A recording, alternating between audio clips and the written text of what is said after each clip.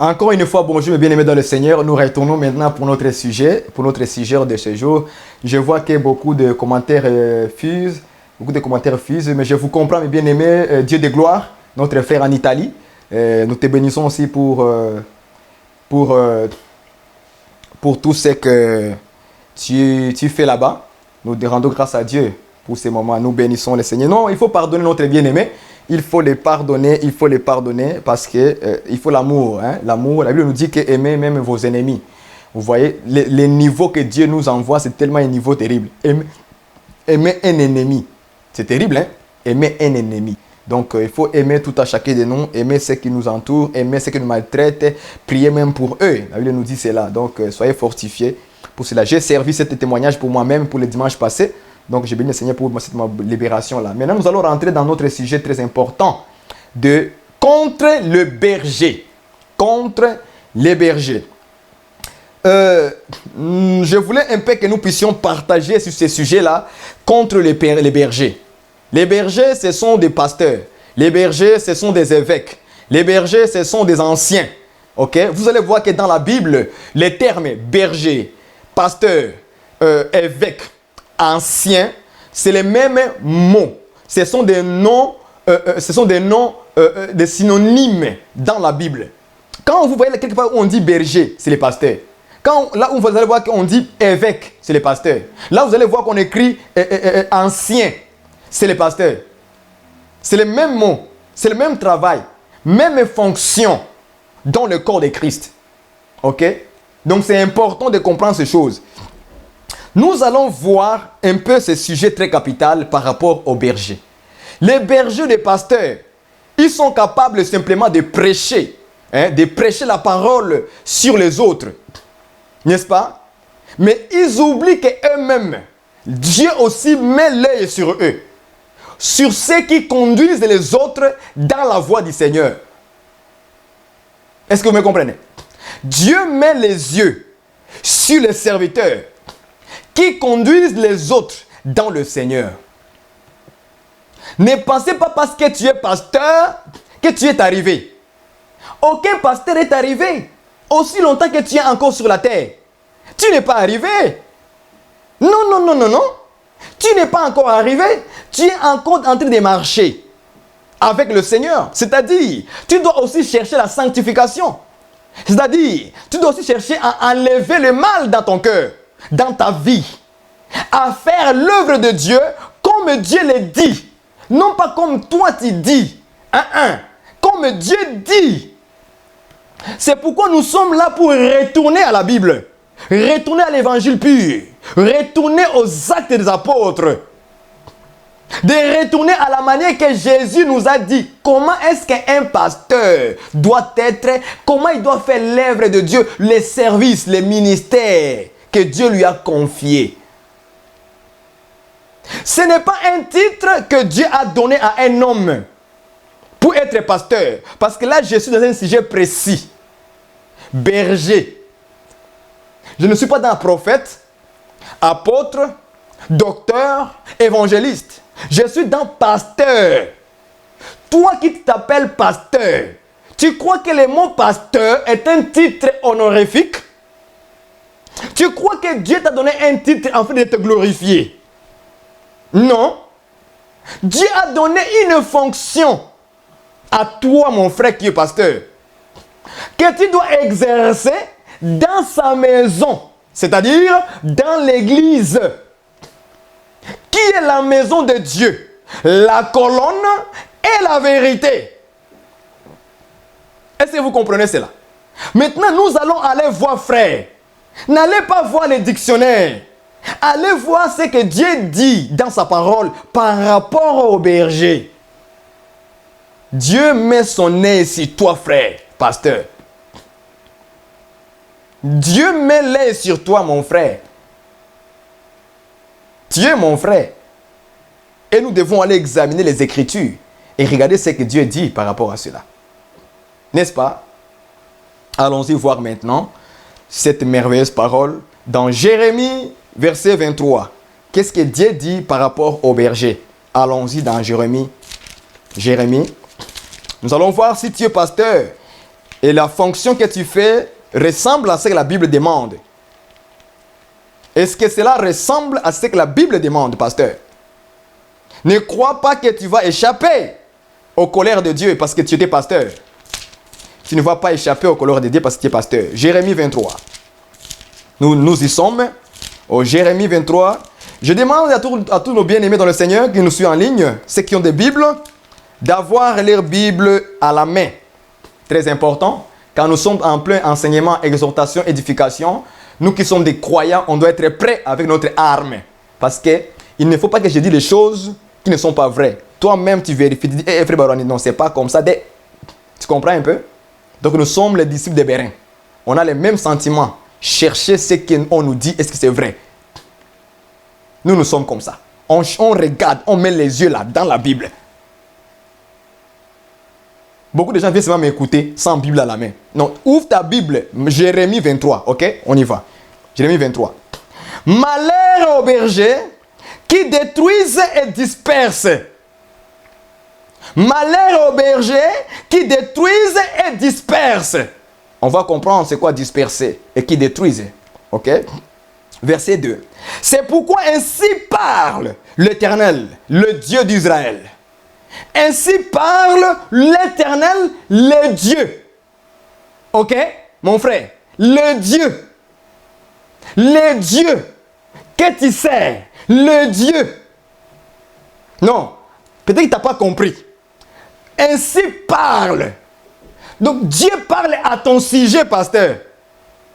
Dieu veut annoncer, il annonce maintenant à ton sujet, à toi. Tu es pasteur. On dit malheur au berger. Ah, mais je croyais qu'on va dire bonheur au pasteur. Non, non, non, non, non, non. Malheur au berger. Donc ne crois pas que parce que tu es pasteur, que tu auras le bonheur. Parce que le titre pasteur, que tu portes là, tout le monde, pasteur, bonjour pasteur, bonjour, bonjour pasteur, bonjour. Non, non, non, non, non, non, non, non. Il dit malheur aux bergers qui détruisent et dispersent. Donc, leur projet là, c'est détruire et disperser. C'est ça qu'ils font. C'est pourquoi les malheurs doivent les arriver. C'est pourquoi les malheurs doivent les arriver. Leur plan, leur objectif, leur vie là, c'est détruire et disperser les brebis. Est-ce que vous me comprenez là où nous sommes d'abord? On rentre. Aujourd'hui, ce n'est pas de la blague. C'est pourquoi ainsi parle l'Éternel, le Dieu d'Israël. Le Dieu d'Israël. Ce n'est pas de la blague. C'est dans la bouche de Dieu que ça sort. Ok? On continue. Sur les bergers qui pèsent mon peuple. Ok? Ils pèsent mon peuple. Vous avez dispersé mes brebis. Ah là là. Vous avez dispersé les brebis. Vous les avez chassés. Oh là là là là. Vous les avez chassés. On continue. Vous n'en avez pas pris soin. Tu n'as pas pris soin, pasteur. Tu n'as pas pris soin, pasteur, des brebis. Tu n'as pas pris soin. Dieu le dit, tu n'as pas pris soin. Tu les as dispersés, tu les as chassés. Pasteur, es-tu en train de faire les fonctions de Dieu? Donc, toi, tu crois qu'en faisant des voyages, en allant en ville, de village en village, que tu es en train de prendre soin des brebis? Non. Tu crois que si tu fais les séminaires, faire des croisades, tu penses que là tu prends soin des brebis? Ou bien, penses-tu qu'en prêchant la parole, tu penses que là tu fais l'œuvre de Dieu? Dieu te dit que tu n'as pas pris soin des brebis. C'est quoi prendre soin des brebis? On va d'abord lire pour comprendre, frère. Oh là là, les pasteurs, fonction pastorale. Aujourd'hui, nous n'avons pas de vrais pasteurs pour prendre soin des gens. Et leur objectif, c'est quoi? C'est chasser, dispersez les gens. On ne prend pas soin de vous, des brebis du Seigneur. Le pasteur se glorifie d'avoir 500 000 membres. Est-ce que tu es capable à prendre soin de 500 000 membres? Mais il va aller dans la prière, dire à Dieu, Dieu, donne-moi 2000 membres, donne-moi 500 000 membres. Oh Seigneur, ajoute les gens. Tu penses, tu n'es même pas capable de prendre soin de deux personnes, deux personnes. Tu n'es même pas capable de le faire. Mais tu demandes à Dieu 500 000, 50 000 membres. Si tu n'es pas capable de prendre soin de ta propre maison, tu es pasteur, de ta femme, de tes enfants, de les nourrir spirituellement et aussi dans la chair, tu n'es pas capable. Seras-tu capable de prendre soin de 2000 membres de l'église? Vous n'avez pas pris soin de mes brebis. On continue. Voici, je vous châtierai à cause de la méchanceté de vos actions. Donc, un pasteur qui ne fonctionne pas comme Dieu le dit là, tu ne vas pas échapper au châtiment de l'Éternel, le Dieu d'Israël. Pasteur, tu ne vas pas échapper. Aussi longtemps que tes actions, ta méchanceté que tu as là, tu ne peux pas échapper. Non, Dieu dit, tu ne vas pas échapper. Il dit, c'est pourquoi, voici, je vous châtierai. Dieu va te châtier, il va te frapper. Pourquoi? C'est quoi la méchanceté des actions des pasteurs? C'est qu'ils ont dispersé un, ils ont quoi? Ils ont aussi chassé deux, ils n'ont pas pris soin des brebis. Trois actions de votre méchanceté. Trois actions de votre méchanceté. Dieu appelle ça méchanceté de vos actions. Tu as d'abord dispersé. Tu as aussi chassé. Et en plus, tu n'as pas pris soin. Tu n'as pas pris soin. On continue au verset 3. Et je rassemblerai le reste de mes brebis de tous les pays où je les ai chassés. Je les ramènerai dans leur pâturage. Elles seront fécondes et multiplieront. J'établirai sur elles des bergers qui les paîtront. Elles n'auront plus de crainte. Pourquoi? Parce qu'avant, les brebis avaient des craintes. Les brebis avaient peur. Pourquoi? Écoutez, il dit, elles n'auront plus crainte. Elles n'auront plus. Ça veut dire qu'avant, ils avaient. Avant, le brebis avait la crainte, avait la peur du pasteur, la peur du berger. Ok? Il dit, plus de terreur. Et il n'en manquera aucune, dit l'Éternel. Pasteur, fonction pastorale. Où sont les vrais pasteurs? Les gens, les brebis ont peur de vous. Le pasteur qui n'a pas l'amour, mais il est prêt que nous, on vient lui donner la dîme. C'est à lui qu'on donne la dîme, les offrandes. Lui, il mange ça. Et les pasteurs d'aujourd'hui, il ne gêne plus. Il est devenu veau gras. Veau gras.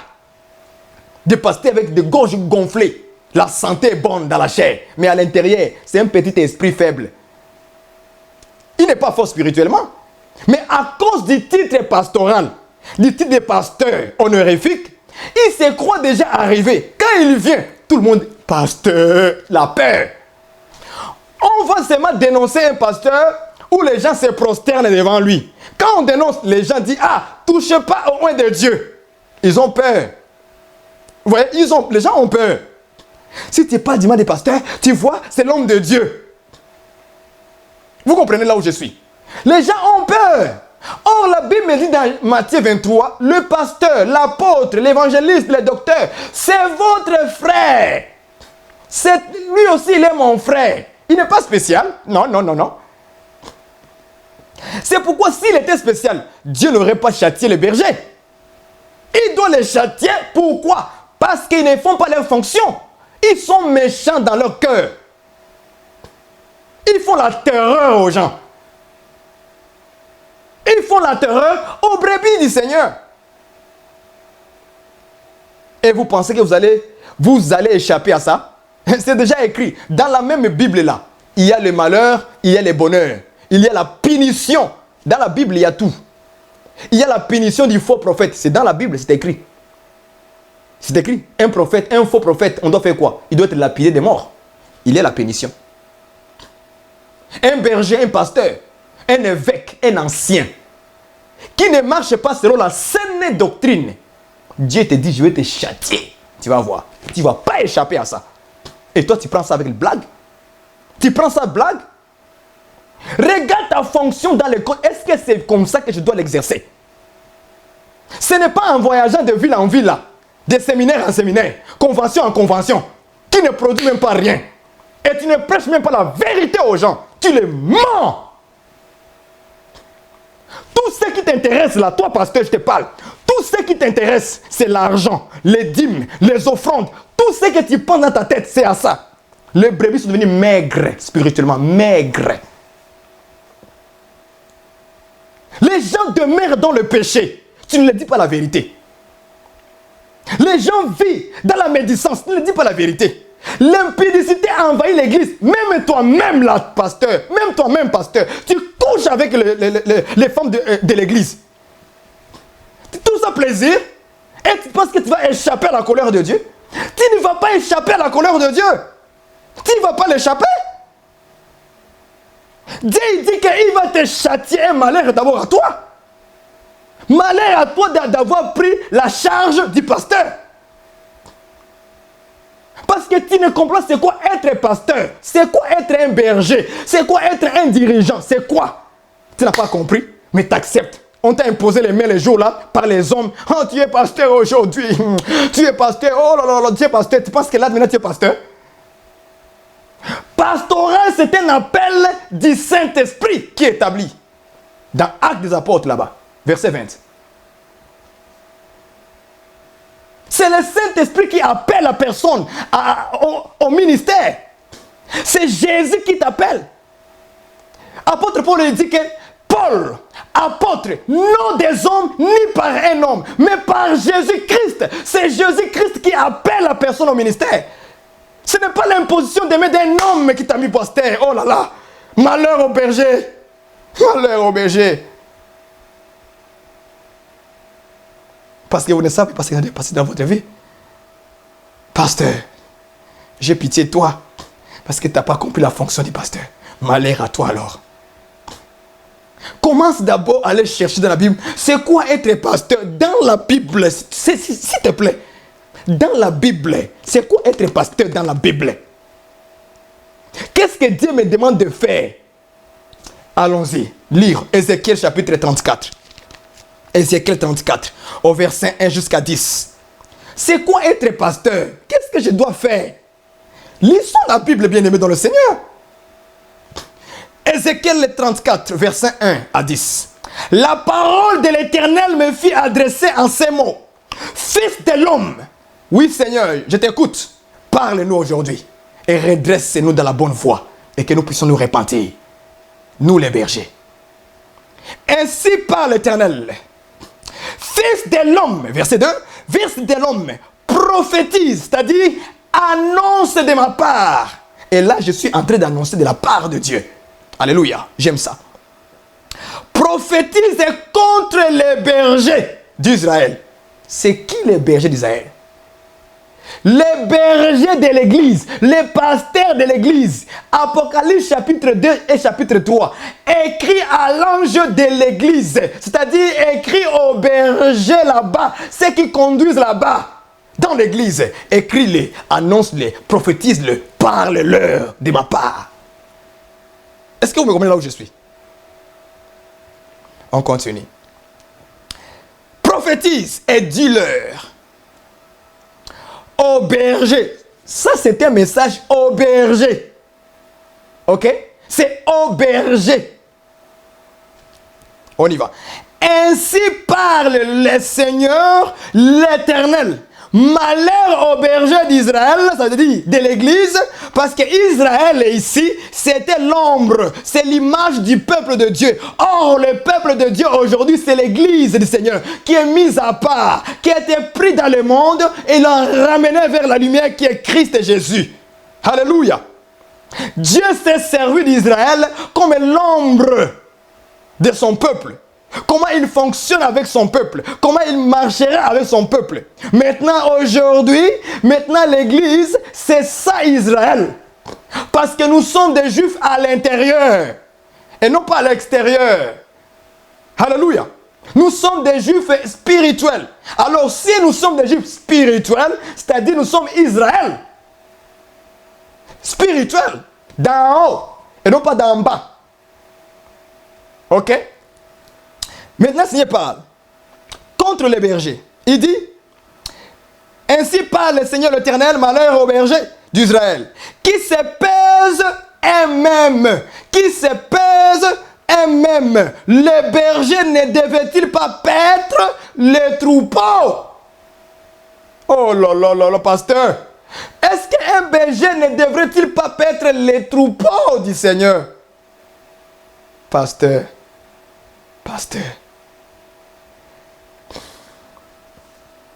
Vous avez mangé la graisse. Regarde, c'est écrit là, c'est écrit noir et blanc. Vous, les pasteurs, vous avez mangé la graisse. Vous-même. C'est pourquoi des pasteurs deviennent de plus en plus riches. Et ils mangent que parce que lui, il craint beaucoup Dieu, il a donné beaucoup à Dieu, alors Dieu le bénit. C'est faux. Pourquoi? Parce que tous les messages qu'il donne là, c'est pour retirer les gens l'argent. Et puis maintenant, lui, il achète des jets privés, des grosses maisons, des voitures. N'est-ce pas? Et il se glorifie dans ça. Et le pasteur est devenu gonflant. La bonne santé. Maintenant, on regarde les brebis, sont maigres.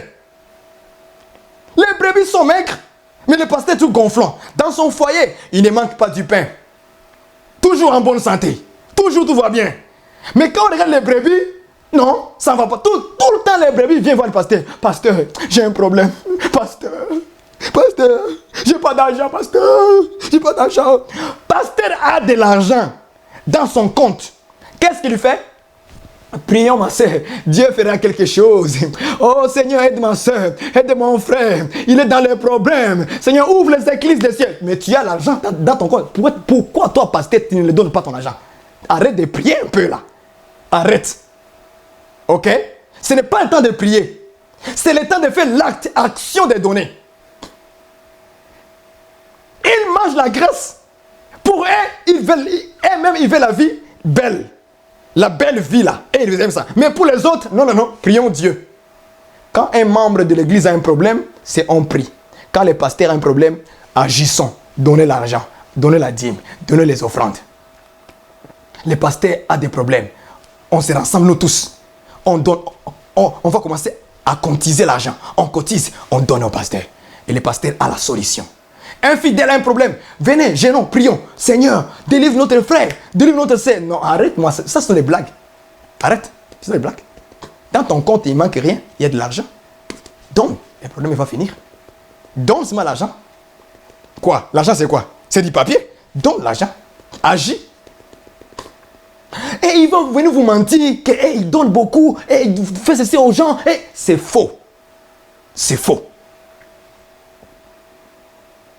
Ils mangent la graisse. Vous êtes vêtus. Voilà encore. C'est écrit noir sur blanc. Vous êtes vêtus. Vous les pasteurs. Vous êtes vêtus. Regardez tous les pasteurs. Bien habillés. Toujours chic. Regardez maintenant dans l'église. Au fond de l'église. Des pauvres. Ils sont là-bas avec des pantalons déchirés. Mais le pasteur, lui qui est devant, on lui met une chaise sofa en cuir. Comme un roi. Comme un roi. Comme un roi. Il commence à régner maintenant dans les assemblées de l'église. Il commence à régner maintenant, il commence à régner. Vous êtes vêtus de quoi? Vous êtes vêtus. Vous êtes vêtus avec la laine. Ils sont toujours bien habillés en cravate, bien propres, comme des prostituées. Mais quand tu regardes dans l'assemblée au fond là, regarde les gens qui sont là-bas, au milieu. Des pauvres, vêtements déchirés. Mais lui, chaque dimanche, il n'a pas les mêmes costumes. Non. Chaque dimanche, il faut changer. Rentrez dans leur Facebook. Regardez leurs photos qu'il met là. J'appelle ça des pasteurs charnels. Parce que le Seigneur m'a donné les discernements de comprendre que beaucoup de pasteurs sont encore bébés spirituels. Beaucoup d'entre eux.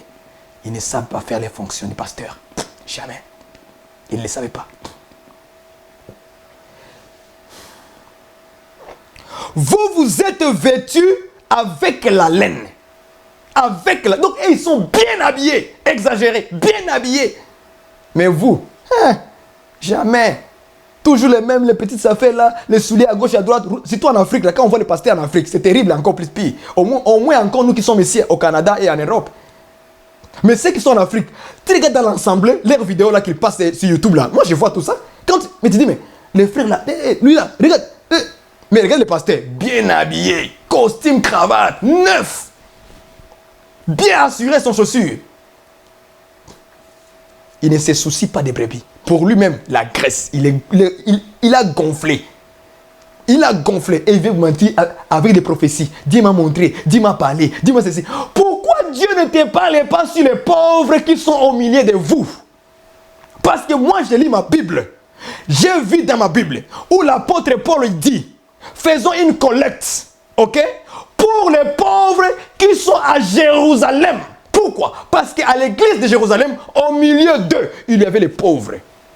Pauvres pas spirituels, hein? Pauvres dans le matériel. Ils ont fait les collectes. Chacun a rassemblé quelque chose. Ils ont rassemblé ça. Les gens de Corinthe, les chrétiens, ils ont rassemblé ça. Ils ont envoyé pour les aider. Aujourd'hui, où est cet esprit-là d'aide, de faire les services? D'aide, il n'y en a pas. C'est des prières. Prière mensongère, prier ceci, prier cela, prier seulement, prier aussi, prier seulement. Dieu va agir. Dieu n'agit pas. Tu dois agir aussi. C'est Dieu passe à travers toi. Jésus-Christ a dit que c'est lui qui fait du bien à ces petits, à l'un de ces petits. Il dit c'est à moi que vous avez fait ça. C'est à Dieu qu'on a fait cela. J'étais nu. Vous n'avez même pas venu me vêtir. J'étais pauvre. Vous m'avez rien donné, même pas du pain. Ok, j'étais malade. Vous n'êtes même pas venu me visiter. Jésus a tout énuméré. Matthieu 25, tout est énuméré là-bas. Il dit, si vous faites quelque chose à l'un de mes petits, il dit, c'est à moi Jésus que vous les avez fait. Est-ce que tu comprends cela? Il dit que c'est à Jésus. C'est à Jésus qu'on a fait cela. Pasteur, oh là là là là là là là, les pasteurs, vous aurez compte à rendre à Dieu. Terrible, un fait dévorant était de venir contre vous. Toute la semaine que je préparais l'émission, toute la semaine, j'avais un cœur rempli de la colère de Dieu. J'avais un cœur qui pleurait. Donc je pleurais dans mon cœur chaque fois. Je ne sais pas pourquoi, hein. Je ne sais pas pourquoi. Je pleurais contre les pasteurs. Je pleurais pour eux dans mon cœur. Je me dis, Seigneur, des fois, ça se manifestait dans mon cœur. Je sentais le froid dans mon cœur. Je dis, Seigneur, quelle terreur qui vient sur les pasteurs. C'est pourquoi je viens sonner l'alarme pour te dire, pasteur, va vérifier dans la Bible. Regarde si ta fonction du pasteur est bien faite. Va regarder vite, on n'a pas le temps. Arrête d'abord de voyager à gauche et à droite là. Des affiches partout. Les 16, je serai en Suisse. Après, les 17, je serai en France. Après, les 18, je serai en Belgique. Après, tu penses qu'en faisant ça, Dieu agrée? Des affiches partout de toi-même là, ton visage, partout. Et tu penses que Dieu agrée ce que tu as fait? Mon frère, prêcher la Bible c'est facile, hein? Tout le monde prêche la Bible. Même les faux pasteurs prêchent la Bible. Ils peuvent le faire. Maintenant, la manière de le faire, oh là là, la manière de le faire, mon frère, doit être conforme à ce que Dieu a écrit. Prendre soin de brebis, de ne pas les disperser, de ne pas les chasser. Si tu ne fais pas ça, mon ami, tu n'as rien fait. Tu n'as rien fait. Malheur à toi. C'est pas moi qui dis, la Bible qui le dit. Dieu a déjà tout mis dans la Bible pour que nous regardions comment on doit faire les choses. Selon lui. Et non pas selon nous. Nous les humains, on a inventé les voyages. Tu vas voir les pasteurs de Kinshasa là. Il prend son temps à voyager partout. Il laisse les brebis à Kinshasa. Tu n'es pas berger en Europe. Tu es berger là où Dieu t'a appelé à être berger. Tu n'es pas apôtre. Tu n'es pas évangéliste. Mais tu veux que tout le monde te connaisse dans le monde entier. Tu n'as pas besoin de ça. Laisse l'évangéliste faire l'évangélisation partout. Toi, tu es pasteur. Prends soin des brebis. Est-ce que tu peux être capable de visiter les brebis chaque jour? Du lundi au dimanche, va voir un peu Marceline. Visite-le. Appelle-lui au téléphone au moins. Maman, comment tu vas, ma soeur? Ça fait très longtemps que je ne t'ai pas vu. Hein? Qu'est-ce qu'il y a? Tu vois un peu? Qu'est-ce qu'il y a? Oh, pasteur, regarde, pasteur. Problème, mon mari. Ah, t'as un problème? Attends, je vais venir qu'on puisse prier ensemble. Tu vas chez Marceline. Tu rentres. Tu prends moins deux frères. Vous partez avec. Vous arrivez chez Marceline. Vous priez dans sa maison. Vous priez dans sa maison. Vous chassez l'esprit des disputes, des querelles, des divisions dans les foyers. C'est ça ton œuvre que Dieu. Prends soin des brebis. Prends soin, pasteur. Ce n'est pas en faisant des voyages en voyage, frère. Non, laisse l'évangéliste faire ça. Laisse un apôtre qui est un envoyé de faire ça. Laisse un évangéliste aller prêcher partout. Laisse-lui faire ça. Mais toi, occupe-toi d'abord des membres de l'ensemble, même s'il y en a 2 ou 3. Prends d'abord soin d'eux. Pasteur, j'ai ton supplie. Écoute, sois attentif. Tu peux me mépriser que ce n'est que frère Barouani qui parle, lui aussi, on connaît tout ça. Ok, tu connais tout ça. Mais quand tu seras en enfer, là maintenant tu vas te souvenir, oui, il y avait un frère que j'avais écouté, que j'avais méprisé, que je connais tout ça. Maintenant en enfer, tu vas connaître tout ça maintenant. On continue la lecture. Vous avez mangé la graisse. Vous vous êtes vêtus avec la laine. Vous avez tué ce qui était gras.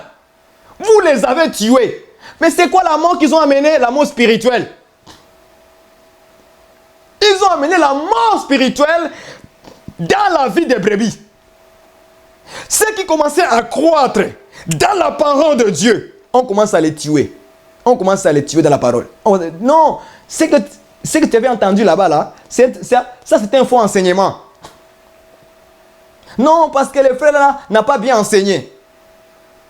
Et les brebis, oh, c'est vrai, hein? Non, le brebis a été confus dans sa tête et il suit ton enseignement et voilà, il est passé. Spirituellement, il commence à devenir maigre. Vous avez tué ce qui était gras, ce qui était en bonne santé spirituelle. Ce qui commençait à prendre l'ampleur de s'envoler maintenant. D'être fort spirituellement à cause des faux enseignements. Des faux enseignements. Ça fait maigrir les gens. Vous les avez tués. Tu n'as pas pris soin. Tu les as tués. Pasteur, regarde bien ta fonction là. Comment Dieu détaille ta fonction. C'est la méchanceté de tes actions là. Dieu est en train de les nommer dans Ézéchiel aussi.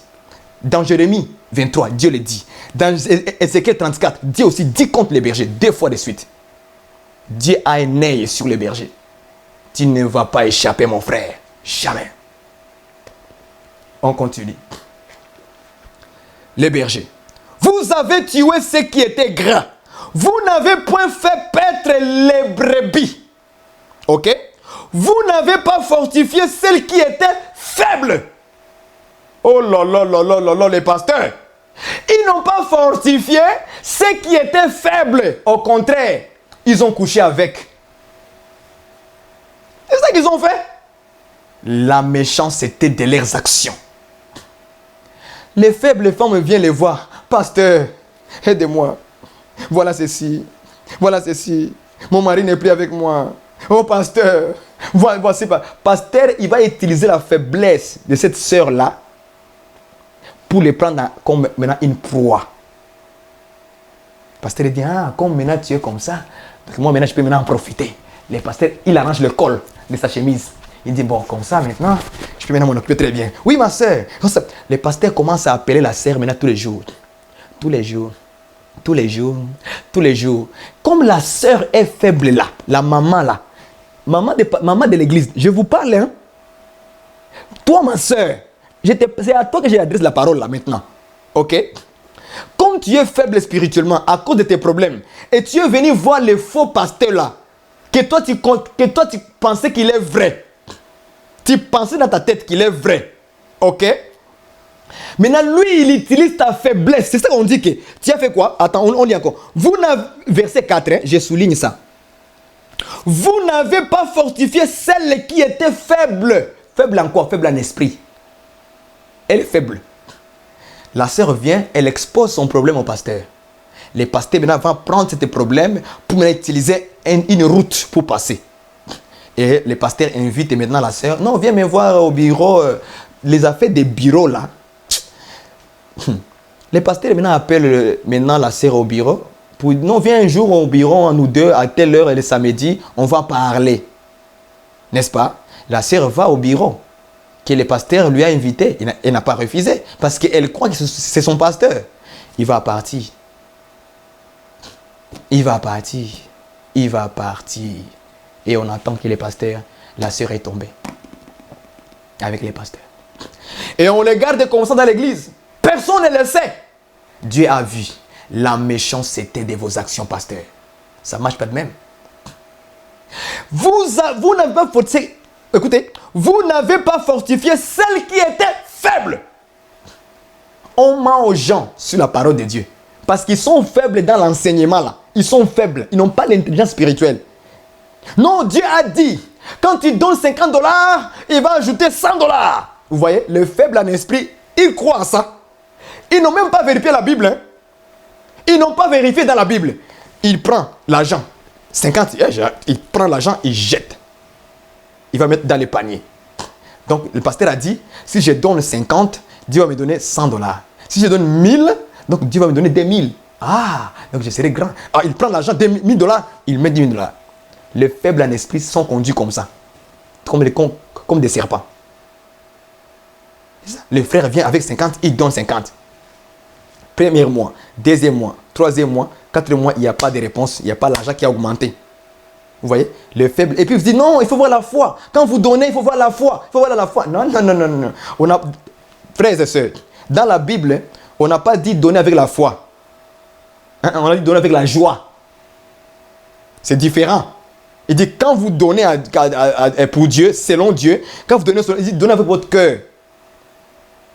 Car Dieu prend plaisir à celui qui donne avec joie. Non, pas avec la foi, avec joie. Donc, quand il donne, ne t'entends même pas que Dieu va retourner ça. Toi, seulement donne. Oh, je me rappelle de l'histoire, un exemple de la Bible, de notre frère bien-aimé Corneille. La Bible dit qu'il donnait l'aumône aux pauvres, il donnait l'aumône. Et il craignait Dieu. Il ne s'attendait pas que Dieu va lui retourner. Il donnait simplement, sans avoir une idée dans la tête, Dieu doit me retourner $100. Non. Votre intention n'est pas pure. C'est une intention de retour. Ce n'est pas correct. Ce n'est pas correct. Toi, donne avec joie. Laisse faire. Oublie ça. Dieu qui n'oublie toutes les actions de ses justes, maintenant il va te redonner d'une manière ou d'une autre. Il y a des fois que nous donnons les choses aux gens et Dieu nous protège. Est-ce que tu comprends? Pas forcément que tu donnes $50, Dieu ajoute $100. Non. Tu peux faire une bonne action à quelqu'un. Dieu aussi maintenant va se rappeler de cela, mais il va agir d'une manière. La Bible dit que Corneille était un homme qui craignait Dieu et il faisait des aumônes. La Bible nous dit qu'un ange est venu dans sa vision et lui a dit, Corneille, le Dieu a écouté. Il a écouté quoi? Tes aumônes. Donc l'aumône aussi parle. Les actions que nous faisons, ça parle devant Dieu. Donc il faisait les aumônes et Dieu a vu les aumônes. Il a aimé.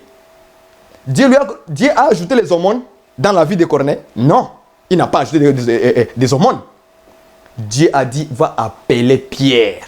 pour te donner maintenant la parole par laquelle tu dois être sauvé, toi, avec toute ta famille. Vous voyez comment Dieu a fait? Corneille ne s'attendait pas à la délivrance, en fait, qu'ils soient maintenant bien sauvés.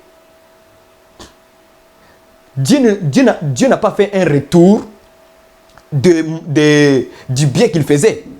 Il lui a simplement donné la monnaie qu'il faisait. Et il a donné plutôt la grâce d'être sauvé par Jésus-Christ. Donc, ce n'est pas la même chose. Ce n'est pas la même chose. Est-ce que vous comprenez? Ce n'est pas la même chose. Ok? On continue. Vous n'avez pas fortifié celle qui était faible, guéri celle qui était malade, passé celle qui était blessée. Vous n'avez pas ramené celle qui s'égarait, cherché celle qui était perdue, mais vous les avez dominées avec violence et avec dureté. Vous voyez? On les a fait violence. Mais c'est comme ça que les pasteurs font des violences aux gens, aux disciples du Seigneur, aux brebis du Seigneur, avec dureté. Ils les ont amenés dans des voies autres, qui n'est pas la parole du Seigneur. Au lieu de prendre soin, tout simplement, comme Jérémie a dit, prenez soin des brebis du Seigneur. Mais ils les ont détruits avec leur méchanceté. La méchanceté de leurs actions. Ok? On continue encore une fois. Au verset 5. Elles se sont dispersées parce qu'elles n'avaient point de berger. Elles sont devenues la proie de toutes les bêtes des champs. Elles se sont dispersées. Mon troupeau est errant sur toutes les montagnes et sur toutes les collines élevées. Mon troupeau est dispersé sur toute la face du pays. Nul ne prend souci, nul ne le cherche. Oh là là là là là là. Il ne prend pas souci, même si vous... Le pasteur, il s'en fout de vous. Il s'en fout de vous. Il s'en fout de vous. Les brebis sont errants dans toutes les montagnes et dans toutes les collines. Partout. Ils sont dispersés. Ils sont dispersés. À cause de quoi? La méchanceté de leurs actions dans leur cœur. C'est tout ce qu'ils font là. Un pasteur ne peut pas coucher avec la femme de son frère de l'église. C'est une abomination. Tu es déjà marié, non? Tu n'as pas une femme à la maison? Tu n'as pas une femme à la maison? Tu en as une à la maison. Qu'est-ce qui te pousse de commencer à aimer la femme de ton frère? Qu'est-ce qu'il y a, pasteur? Qu'est-ce qu'il y a? Tu n'es pas assez satisfait avec ta femme? Qu'est-ce qu'il y a? Ne sont-ils pas tous des femmes? Elles sont tous des femmes. Même nature. N'est-ce pas? Qu'est-ce qui te pousse de ne pas prendre soin des brebis? Dis-le la vérité par rapport au péché. Ne les cache. Les pasteurs commencent à flatter les gens. Parce qu'il fait garder les gens. Hein? C'est ça la mentalité. Il fait garder les gens dans l'église. Il ne te dit pas la vérité. Il passe comme ça. Oh non, tu sais les pantalons là, non, les pantalons, il y a les pantalons pour les femmes, les pantalons pour les hommes. C'est comme à l'époque il y avait des robes pour les hommes, des robes pour les femmes. Voilà comment sans connaissance, hein, il dit ça au hasard. Il dit ça au hasard, sans connaissance. Sans connaissance, il dit ça au hasard. Au lieu d'abord aller vérifier dans la parole, aller voir les documentaires, qu'est-ce qu'on dit par rapport aux pantalons? Fais plaisir aux hommes. Tu ne seras jamais serviteur de Christ. Jamais. Jamais. Tu ne seras pas serviteur de Christ. Okay. On y va au verset 7. C'est pourquoi, berger, écoutez la parole de l'Éternel. Je suis vivant, dit le Seigneur, l'Éternel. Parce que mes brebis sont au pillage et qu'elles sont devenues la proie de toutes les bêtes des champs. La proie de toutes les bêtes des champs. Apôtre Paul appelle les faux pasteurs là, il dit ce sont des loups cruels. Jésus a dit des loups ravisseurs. Ce sont des bêtes des champs. Des bêtes des champs. Et ça, je dis à tous les frères là qui sont dans les églises des maisons, là, comme on dit. L'église des maisons, des frères qui veulent plaire aux hommes en enseignant autre chose. Maintenant, d'autres frères commencent à enseigner autre chose. Oui, la femme peut enseigner. J'ai entendu ça, beaucoup de sœurs m'ont dit que maintenant, des frères commencent à dire que la femme peut enseigner. D'autres autorisent maintenant les femmes de porter les pantalons, de porter les mini-jupes. de porter des bijoux. Les frères là qu'on croyait qu'ils sont et qui vont maintenant rester dans la saine doctrine, ce n'est plus comme ça, c'est changé maintenant. Ils tombent encore dans les mêmes erreurs comme tout ce qu'ils ont laissé dans l'autre côté là. Moi frère, je reste positionné dans la même patte. Le Saint-Esprit ne m'a pas encore poussé de changer le message. Et je ne changerai pas les messages. Je vais continuer toujours à les dire. Ce sont des choses abominables qu'il faut dénoncer et jeter. Sinon, tu resteras sur la terre. Tu ne vas pas aller au ciel. Tu restes là, sur la terre. À l'enlèvement, là, tu restes. Avec tes bijoux, là, tu restes. Avec tes faux cheveux, tu restes. Les faux ongles, tu restes. Avec les rancunes dans le cœur, la haine. Ok, la vengeance, tu restes. La médisance, là, tu restes. Si tu regardes les vidéos pornographiques, là, tu vas rester. Tu penses que parce que tu regardes ça en cachette, là, sur l'ordinateur, que tu vas aller au ciel? Dieu te voit. Des photos mauvaises là, que vous regardez sur l'internet, là, tu vas rester. Si tu prends plaisir à regarder ça, là, tu restes. Vous pensez qu'aller au ciel, ça sera pas magie comme ça. Ouh, tu montes, comme dans un film. Hein. C'est ce que vous croyez. Parce que vos pasteurs, ils ne vous disent pas la vérité. Et voilà leur malheur qu'ils arrivent bientôt. Tous les frères là, qui sont pasteurs à l'église des maisons, je vous parle aussi en même temps. Regardez comment ce que Dieu dit par rapport à un pasteur. Comment tu dois faire fonction de pasteur. On y va. Il dit ceci. Parce que mes brebis, au verset 7, hein, parce que mes brebis sont au pillage et qu'elles sont devenues la proie de toutes les bêtes des champs. Faute de berger, faute de pasteur. Il n'a pas fait sa fonction. Il n'a pas fait son travail. Non. Faute de lui. Dieu met la faute sur le berger. Dieu met la faute sur le pasteur, sur l'évêque, sur l'ancien de l'église. Dieu met la faute sur toi. C'est à cause de toi que les brebis n'ont pas été bien enseignées. À cause de toi, les brebis n'ont pas été bien encadrés. À cause de toi, on n'a pas pris soin de notre brebis. Ok? Les nouveaux convertis là, il faut plus être à côté d'eux. Je vous dis, je répète, ceux qui sont encore convertis et qui sont venus dans le monde, le pasteur doit être beaucoup attaché à eux. Il doit vraiment s'assurer là. Il doit vraiment s'assurer que toutes ces brebis là, ils ne sont pas égarés par toutes sortes d'enseignements sur l'internet. Parce qu'à l'internet, il y a toutes les choses mauvaises. Il y a le bien et il y a le mal. Tu dois être capable, pasteur, frère, à poser des questions aux membres de l'église là. Qu'est-ce que vous avez entendu sur l'internet, ceci, cela, ça vous trouve dans votre pensée. Comme ça, on va régler les problèmes. Il y aura une qui va dire, moi j'ai écouté un pasteur sur l'internet, il dit que porter les voiles, une femme pendant la prière, c'est ses cheveux, c'est les voiles. Ah, c'est ça qu'il t'a dit, hein? Ok, allons-y, examiner les Écritures. Tu vois un peu? Là, tu vas l'aider. Faire un culte, ce n'est pas seulement venir chanter, vous louez, vous priez. Après, on prêche, on s'en va à la maison. Non, ça, ce n'est pas un culte à Dieu. Il doit y avoir un moment de questions. Avez-vous compris? C'est comme dans une classe. Avez-vous des questions? Avez-vous compris l'enseignement d'aujourd'hui? Est-ce que quelqu'un a une question ici, des choses qu'il a entendues et que ça lui a troublé l'esprit? Il faut poser des questions dans la salle aux gens qui sont là avec vous. Il y aura, c'est sûr et certain, il y aura une là qui va dire, moi, j'ai entendu que la femme peut enseigner. N'est-ce pas? Il faut dire, ah, par qui? Par telle personne. Ok, allons-y voir dans la Bible. Tu lui montres là.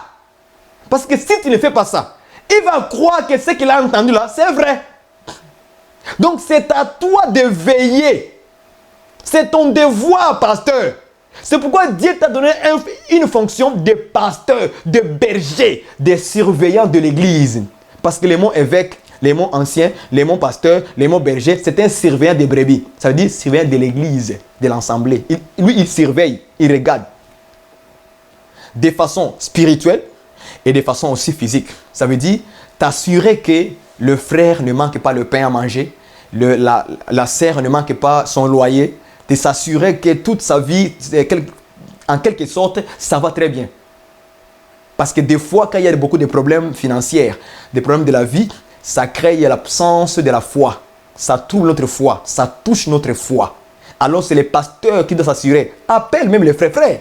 Ça va? Oui. Est-ce que tu as mangé aujourd'hui? Ah, j'ai mangé. Alors que gloire à Dieu. Amen, amen. Au moins de lui dire ça. Au moins d'avoir l'information qu'il a mangé. Au moins. Très important. Appelle le frère. Appelle la soeur. Parle avec lui au téléphone. Informe-toi si la sœur, sa vie spirituelle avance ou ça n'avance pas.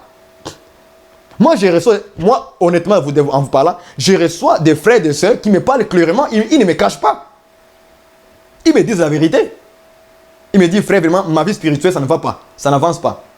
Je me sens vraiment que je suis un peu en retard. Il est honnête. Maintenant, qu'est-ce qu'ils font faire? Je les pousse, je les booste.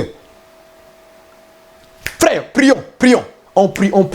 Et puis voilà, une semaine après, ah frère, merci, je sens vraiment, j'ai la force. Tu vois maintenant, j'ai ramené quelqu'un qui était faible à la force, à lui retenir debout. Pas par moi, mais Dieu a utilisé ce chemin-là pour qu'il ramène le frère debout. Tout simplement. Tu vois, la sœur vient, il te dit ses problèmes. Ne va pas plus loin. Prends ses problèmes, mets-les sur toi.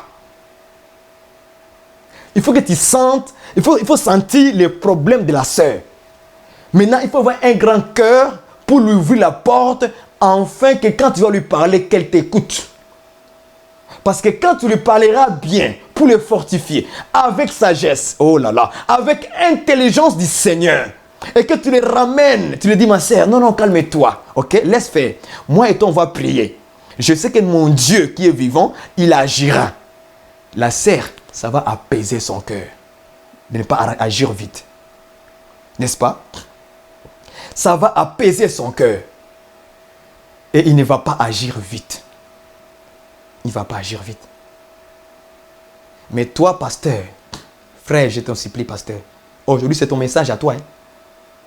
Regarde encore Ézéchiel 34. Lis-le très bien, doucement chez toi, dans ta chambre. Et prie Dieu qui te montre qu'est-ce qu'être un pasteur. Un pasteur, on vient te dire des secrets d'une sœur. La sœur te dit que mon frère, écoute-moi bien. Je sais que tu prêches la parole de Dieu. Toi au moins, je sais que tu es dans la vérité. Je vais dévouer mes péchés. La sœur vient te dire, mon frère, j'ai couché avec 7 hommes hier. Là, je me sens coupable de ces péchés-là. Un vrai pasteur, un bon pasteur, il ne va pas venir parler de ça devant les caméras. Non.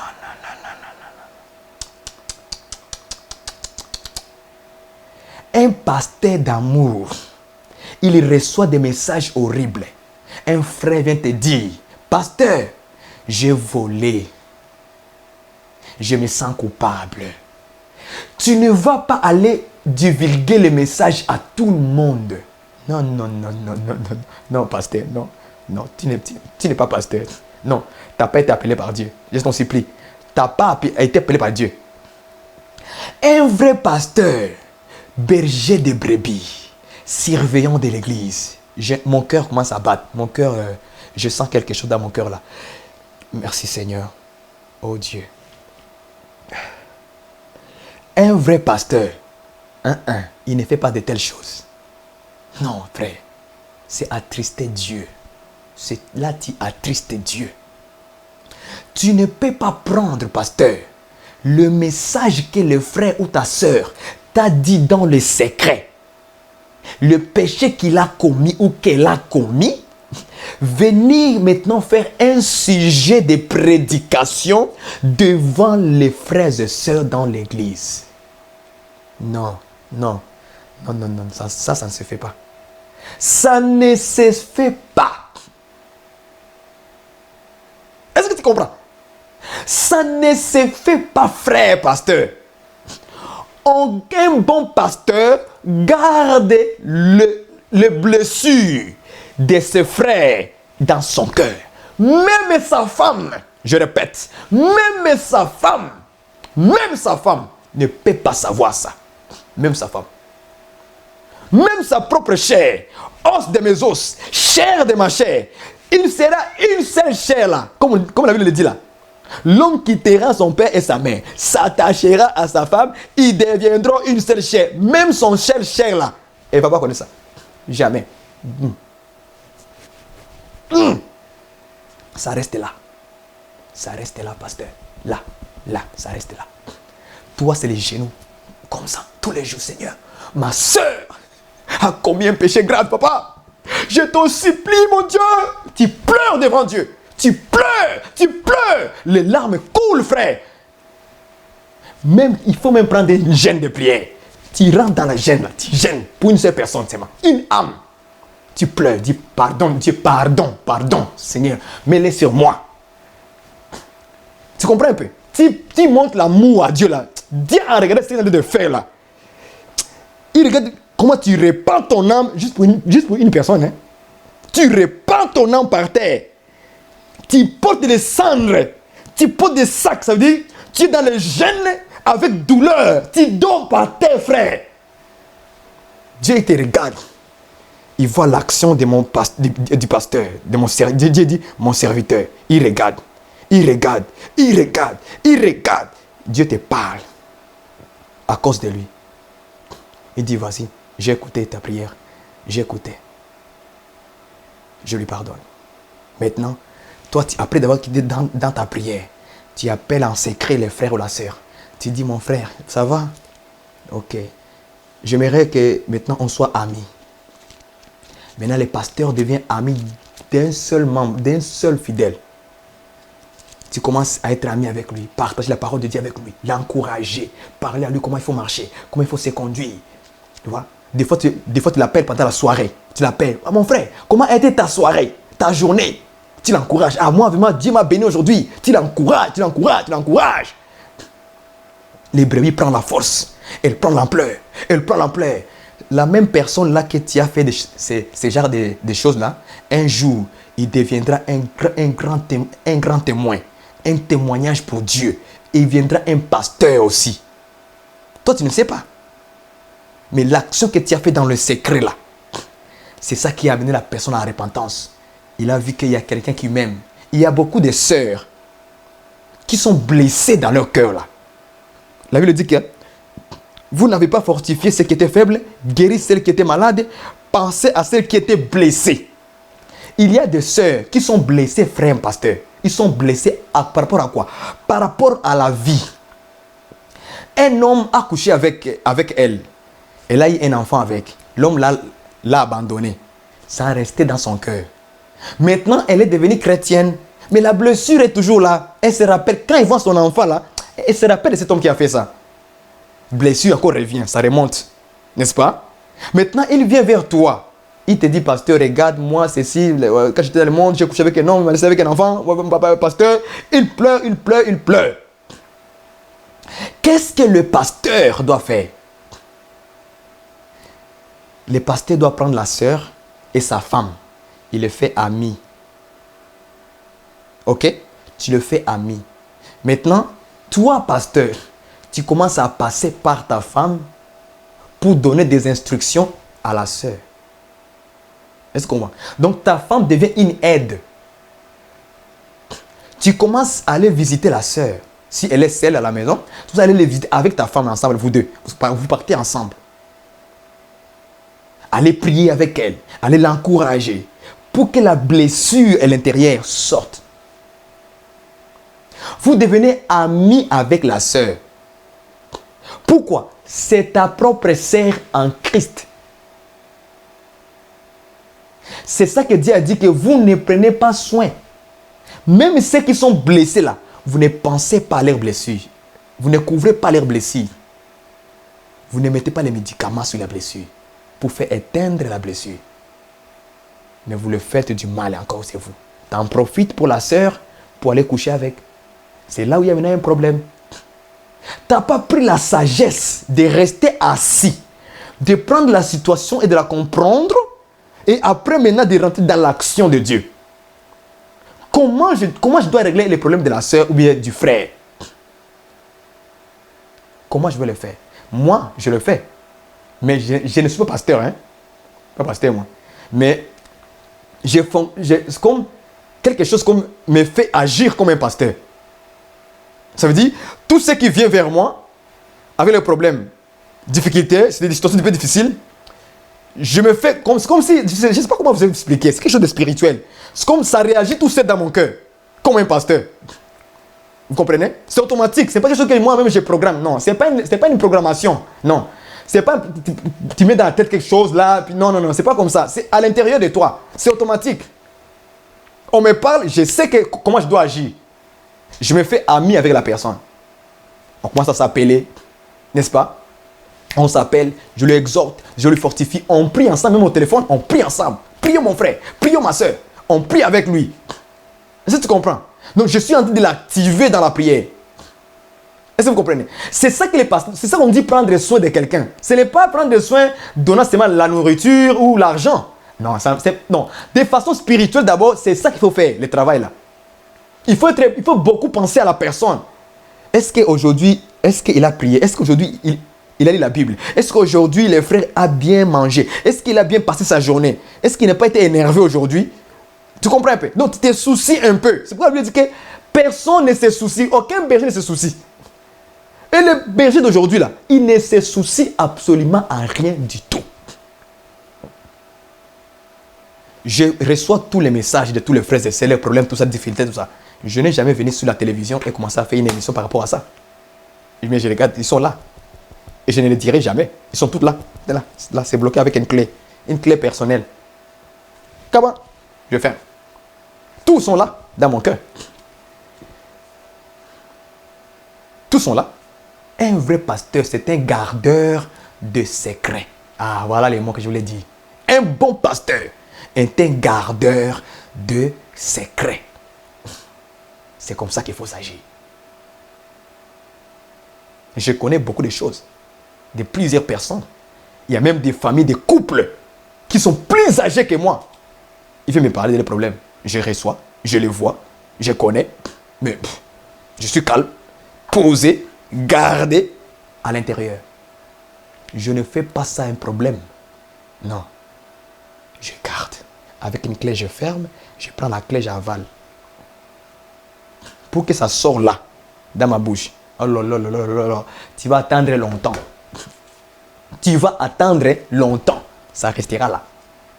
Et j'encourage simplement les frères en continuant à prier pour lui en cachette. Je continue à l'appeler, à savoir sa journée, à savoir sa vie. Comment est-ce qu'il a lu la Bible? Qu'est-ce qu'il a compris? Tu comprends un peu? Je m'intéresse un peu à lui, c'est la parole de Dieu. On avance. Je me fais au même niveau que lui. Même si mon niveau spirituel est un peu élevé. Parce que nous tous, on n'a pas le même niveau spirituel. Ok? Ça aussi, il faut le comprendre. Ok? C'est pourquoi des fois, les gens, quand on vient enseigner quelque chose, ils ne comprennent pas rapidement. Ça lui crée des problèmes dans son intelligence. Pourquoi? Parce qu'il n'a pas encore arrivé à ce niveau-là. C'est une affaire de connaissance. Hein? Ok? Donc, je me mets dans le même niveau que lui. J'ai compris sa situation et là où il est. Ok? Maintenant, je dois me rabaisser au même. C'est ça que Jésus a fait, non? Jésus était Dieu. Il avait une grande puissance. Il avait une grande connaissance. Qu'est-ce qu'il a fait? Il s'est rabaissé au niveau de l'homme. Si l'homme était dans sa tête, là, il n'y avait plus rien. La méchanceté, la haine, le ceci, le péché, tout court. Ok? Maintenant, Dieu doit sortir dans son niveau de Dieu de sainteté. Il doit se faire un péché au niveau du péché, qui sont nous, les humains. Ok? Il se rabaisse au même niveau. Vous voyez là où je suis, hein? Ah, vous comprenez maintenant, hein? Là où je suis. Donc, il se rabaisse là. Il vient. Il vit avec nous. Il marche avec nous. Il parle avec nous. Il est avec nous. Mais il sait que nous, les hommes, on est des pécheurs. Mais il vit avec le péché. C'est pourquoi quand Jésus rentrait dans des maisons où il y avait des péchés, qu'est-ce qu'on disait? Ah, si lui, il était prophète, il aura su que cette femme est une pécheresse. Mais Jésus dit, mais un pécheresse comment? Je suis venu pour les pécheurs. Pas pour les gens qui sont justes et saints. Non, non, pour les pécheurs. Donc, frère, prends les exemples des bons bergers de Jésus. Les bons bergers, les bons pasteurs de nos âmes. Prends ces exemples. Applique-le dans ta vie maintenant, comme pour être un vrai berger. Selon Dieu, selon le Seigneur. Prends l'exemple de Jésus. Regarde comment Jésus a fonctionné. Regarde. Et tu verras que être un berger, ce n'est pas aller prêcher la parole de Dieu. Non, non. Prêcher, c'est bon. C'est aussi un don que Dieu donne, le don d'enseignement. Dans Romains chapitre 12. C'est un don d'enseignement. Ok? Mais par rapport aux fonctions du pasteur, ce n'est pas seulement de se limiter à enseigner, prêcher. Non, non. C'est aller voir le frère chez lui, Aller prier avec lui, aller aussi savoir est-ce qu'il a mangé aujourd'hui, est-ce qu'il a payé les loyers. Et il faut aussi tout savoir. Bon, je ne dis pas, il ne faut pas aussi aller forcer. Ok? Il faut faire les choses dans l'amour. Pour que la personne soit à l'aise. N'est-ce pas? Soyez avec moi dans l'esprit là. Quand je parle, il ne faut pas être avec moi dans la chair. Parce que quand tu es dans la chair, tu ne vas pas comprendre ce que je viens de dire. Quand je dis, il faut connaître s'il a mangé, s'il a payé les loyers, ce n'est pas aller forcer la personne. Non, non. C'est aller dans l'amour en causant comme des frères, comme des amis. Ok? Vous causez, hey frère, aujourd'hui, vous voyez, tu parles. Vous parlez avec lui comme un ami. Et là, maintenant, tu sauras que oui, aujourd'hui, il a mangé, il a payé, il a fait ceci. Sa journée était bien. Et vous priez ensemble au téléphone. Amen. Surtout, ne parlez pas avec lui des choses du monde. Parle avec lui par rapport toujours à la parole de Dieu. Exhorte, fortifie, encourage de continuer vers le devant. C'est ça un bon pasteur. Et nous pouvons aller maintenant lire dans le livre de Timothée chapitre 3 pour regarder un peu le vrai pasteur. Pasteur, tous ces versets sont dans ta Bible, mais tu ne les lis jamais. Ce n'est pas bien, pasteur. Ce n'est pas bien. Tu n'as jamais fait les recherches de savoir comment il faut être un vrai pasteur. Maintenant, aujourd'hui, tu auras le cœur exercé à vouloir maintenant aller chercher comment il faut être un bon pasteur. À cela, nous pouvons lire 1 Timothée chapitre 3, verset 1 jusqu'à 7. Nous lisons. Cette parole est certaine. Si quelqu'un aspire à la charge d'évêque, vous voyez le mot évêque, ça veut dire pasteur, ça veut dire berger, ça veut dire ancien de l'église. Ce sont les synonymes de l'église, du mot pasteur qui font les mêmes fonctions. Surveillant de l'église. Ok? Cette parole est certaine. Si quelqu'un aspire à la charge de pasteur, à la charge d'évêque, à la charge d'ancien, à la charge du berger, il désire une œuvre excellente. On dit que pasteur, c'est une œuvre excellente. Ça veut dire que c'est très bon. Mais il faut le faire selon la Bible, selon Dieu. Ok? Il faut que l'évêque, il faut que le pasteur, il faut que l'ancien, il faut que le berger, ok, soit irréprochable. Normalement, un pasteur, on ne doit pas le rapprocher. Dans son enseignement, sur sa femme, sur ses enfants, tout ça. On ne doit même pas les rapprocher. Il doit faire beaucoup d'efforts. Même si c'est un être humain, il doit faire beaucoup d'efforts. Ok? Irréprochable, mari d'une seule femme. Mari d'une seule femme. Un bon pasteur, il aime beaucoup sa femme. Il doit aimer sa femme. Marie, aimez vos femmes. Éphésiens chapitre 5, verset 22. Marie, aimez, que chacun aime sa femme. Mari d'une seule. Pas plusieurs, hein. Une seule femme. L'homme quittera son père et sa mère et s'attachera à sa femme et les deux deviendront une. Pas deux. Une seule chair. Je le dis à haute voix. Tout pasteur, évêque, ancien de l'église, berger là, qui a 2 femmes, 3, 4, il faut les chasser de l'église même. Il faut les chasser. C'est une abomination. Il fait le contraire de la Bible. Ok? Il fait le contraire de la Bible. Mari d'une seule femme. Sobre, modéré. La modération.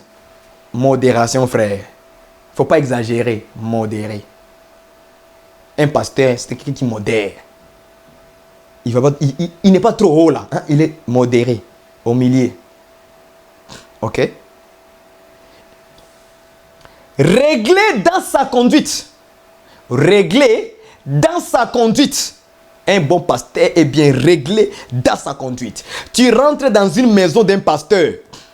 C'est les feuilletons qui sont sur l'écran, sur la télévision là, dans son salon. C'est les feuilletons. C'est les films de Rambo. Ces enfants, ils passent le temps à faire des jeux démoniaques là. Boum, boum, boum, boum. Tout ça, c'est ça. Dans la maison du pasteur. Des hommes, soit disant homme de Dieu, que vous dites, tous les gens disent homme de Dieu, homme de Dieu. Tu rentres dans sa maison. Les enfants, on coupe les gens la tête, on tue, la violence, des films bizarres, des feuilletons, les gens sont en train de s'embrasser, des choses bizarres, réglées dans sa conduite. Quand est-ce qu'on aura de tels pasteurs qui ordonnent sa maison à être saint? Quand tu rentres là, Tu vois la maison, l'atmosphère de la maison, c'est la louange, des cantiques, des chants, des prédications, c'est tellement qu'on écoute là-bas à la maison. Est-ce que vous comprenez?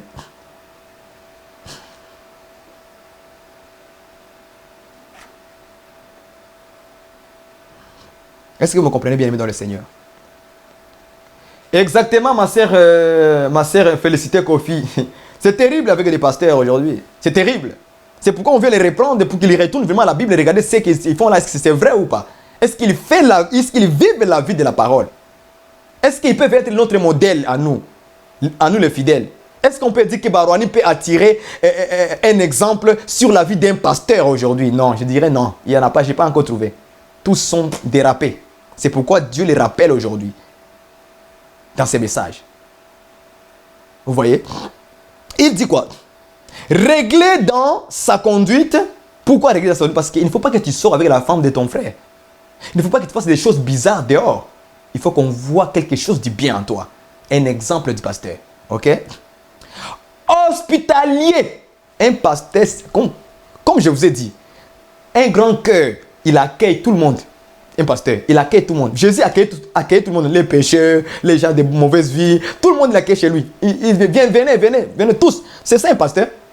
Un pasteur a le caractère de hospitalité. C'est-à-dire, il est prêt d'accueillir tout le monde. Il a un grand cœur. Sa maison là, ce n'est pas sa maison, hein. C'est la maison de tout le monde. Même le frigo, ce n'est pas son frigo. C'est le frigo de tout le monde. Moi là, chez moi. Les frères viennent chez moi, ils rentrent dans le frigo, je ne dis rien. Ils ouvrent, s'il y en a, ils prennent, s'il n'y en a pas, il n'y en a pas. Ils prennent la nourriture, moi ça ne me dérange pas. Ça ne me dérange pas. Et ça ne me dérangera jamais. Ok? Parce que j'ai compris que même ma maison appartient à Dieu. Mon frigo appartient à Dieu. Ma nourriture appartient à Dieu. Ma voiture appartient à Dieu. Donc, si mon frère veut utiliser ma voiture, mais prends la clé, vas-y. Si tu as un permis, prends la clé, conduis. Moi, je n'ai pas un problème avec ça. Et je n'aurai jamais un problème avec ça. Parce que c'est mon frère en Christ qui utilise ma voiture. Mais va toucher la voiture de votre pasteur là. Va toucher, tu vas voir. Non, on ne touche pas la voiture de l'homme de Dieu. Vous avez peur. De quoi? Parce qu'ils n'ont pas le cœur exercé à hospitalité. Un pasteur doit être hospitalier. Prêt à accueillir, à se rapprocher. Venez. Non, n'ayez pas peur, venez. Tu vois un peu, c'est ça être un pasteur. Ok? Il continue en disant, propre à l'enseignement. Propre à l'enseignement, ça veut dire propre dans la saine doctrine. Donc, il doit enseigner la saine. Si vous voyez un pasteur qui t'encourage, porter les pantalons, le faux cheveux, le maquillage. Oh non, si quelqu'un t'a haï-le. Non, s'il dit ça là, fuis-le. Il doit être propre dans la saine. Or, la saine doctrine, c'est quoi? On va le lire après. La saine doctrine, dans le livre des Tites. On va le lire. La saine doctrine, l'enseignement. Il doit être propre dans l'enseignement. Ok? Il faut qu'il ne soit ni adonné au vin. Un pasteur qui s'enivre.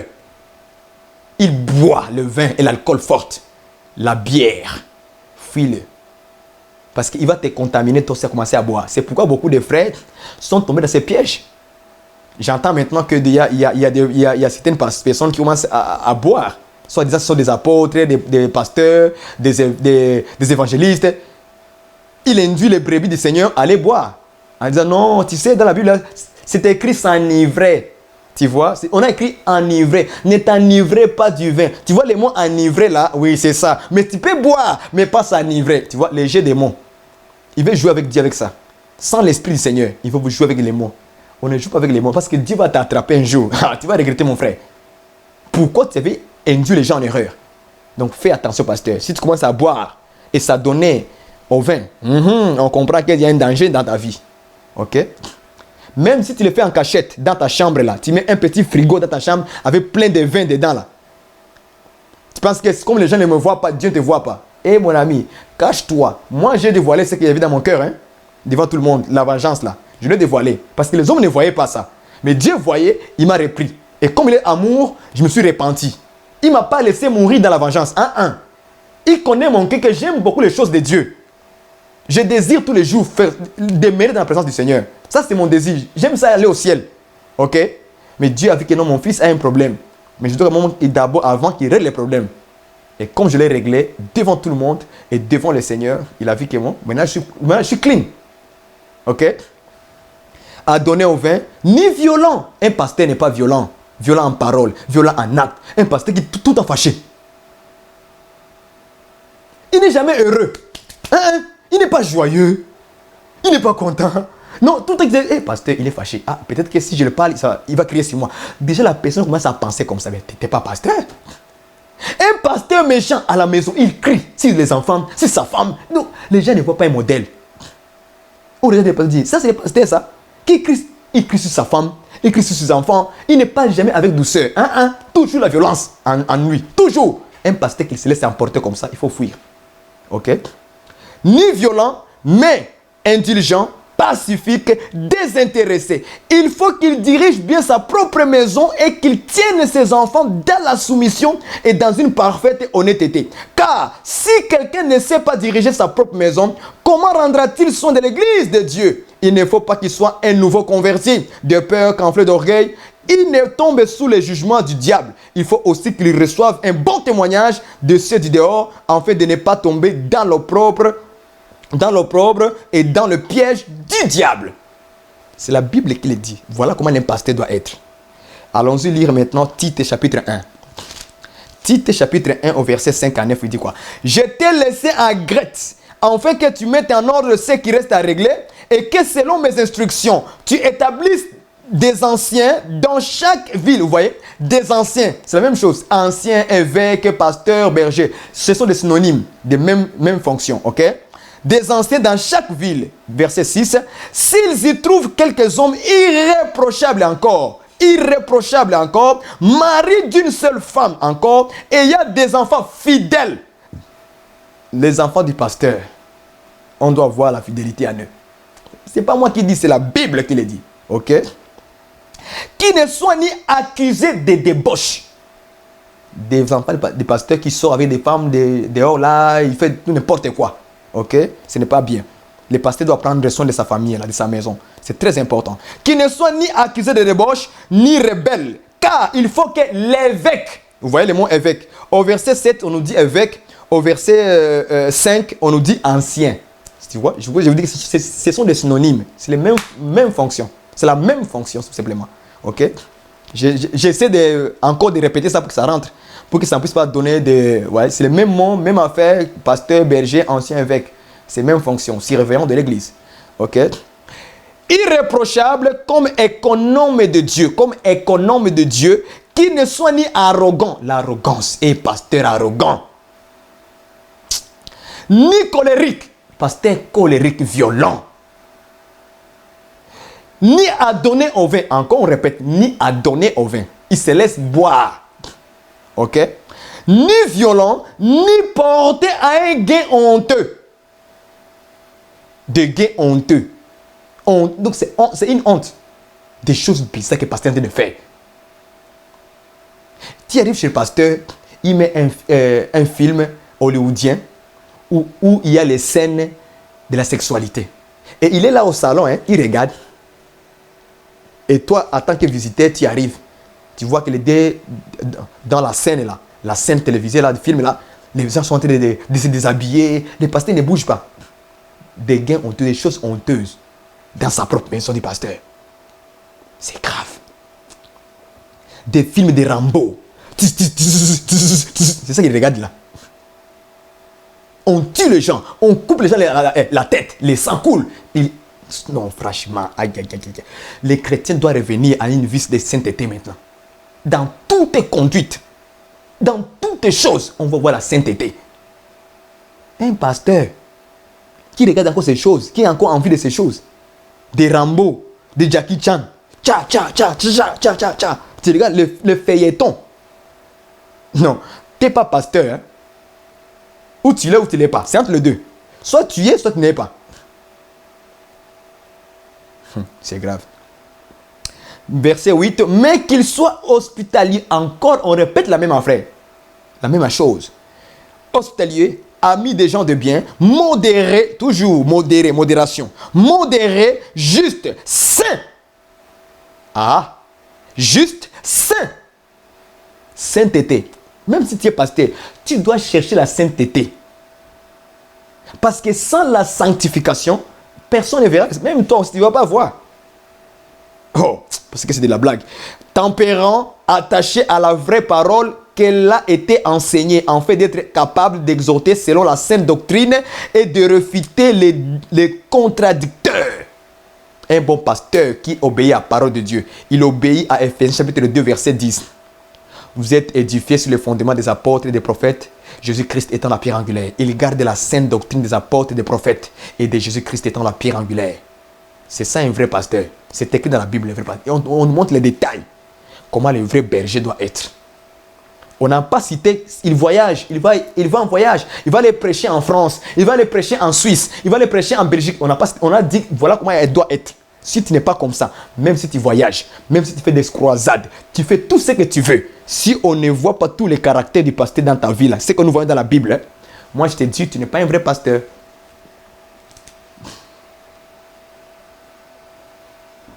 Ah oui, ma soeur. Non, c'est la vérité. Il faut qu'on dise la vérité au pasteur aussi, non?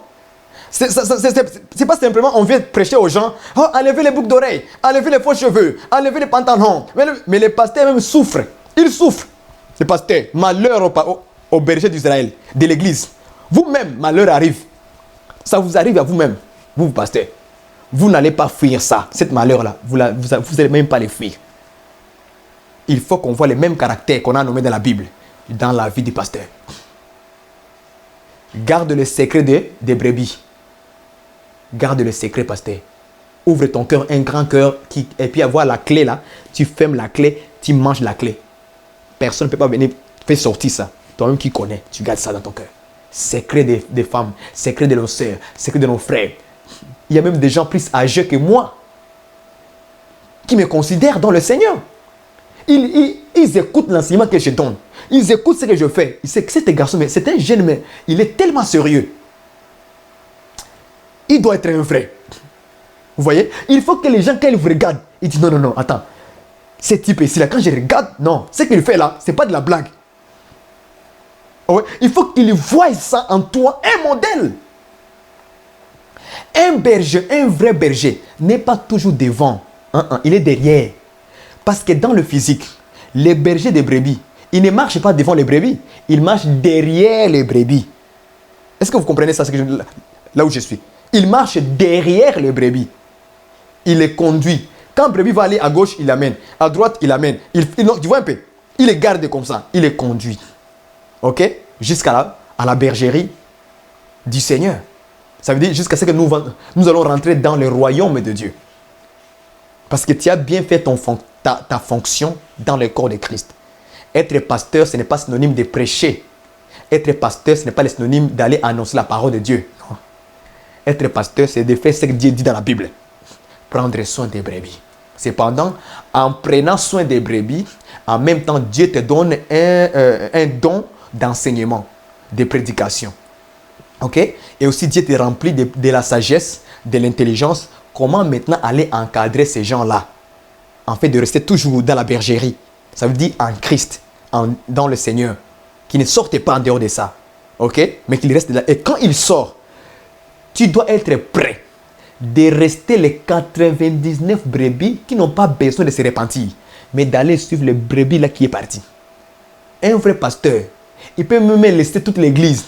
À cause d'une âme qui est retournée dans le monde, il reste dans le jeûne et prière pour la personne, qu'il revienne.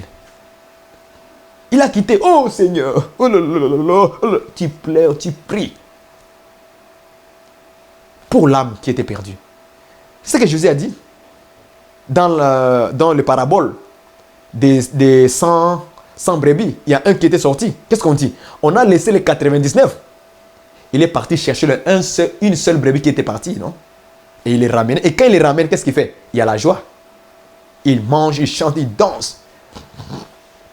Ok? Normalement aussi, nous devrions commencer à agir comme ça.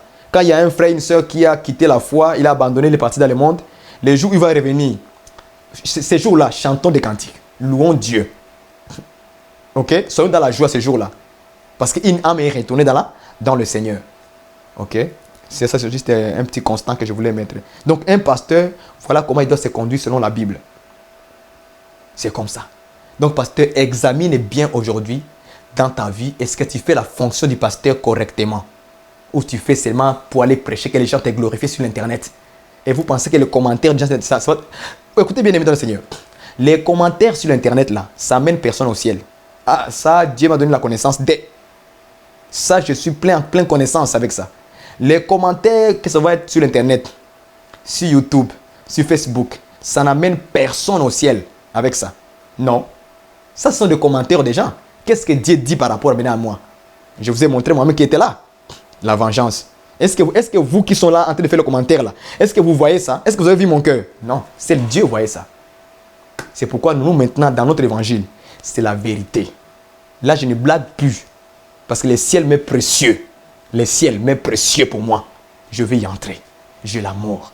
Que Dieu vous bénisse et qu'il vous accorde encore une fois sa grâce, pasteur, de comprendre ces choses. Parce que si vous ne comprenez pas ces choses, mon frère pasteur, l'enfer t'attend. Prions ensemble. Seigneur notre Dieu, nous te bénissons, nous te rendons grâce encore une fois ce soir, c'est que tu nous as bénis par ces messages, pour nous redresser nous tous encore une fois dans la foi, pour prendre soin de tout à chacun de nous, l'un et l'autre, et de nous exhorter tous les jours de nos vies. Merci Seigneur pour ton amour, ta bonté, ta fidélité encore une fois aujourd'hui. De ce que tu nous permets d'avoir le souffle de vie et la bonne santé. Père, merci pour la parole de ce soir, que ça va édifier les pasteurs, ça va édifier tous les frères qui sont dans les fonctions du pastoral. Merci notre Dieu, toi qui nous ramènes dans le droit chemin. Au nom de Jésus-Christ, nous te bénissons pour cela. Amina. Nous saluons l'église qui est à Paris. Nous vous saluons tous. Ok? Soyez bénis et bye bye.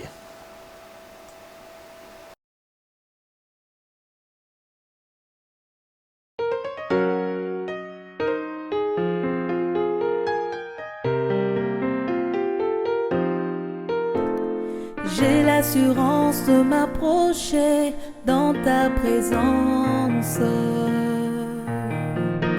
Tu m'ouvres la porte et je suis au devant de ton trône.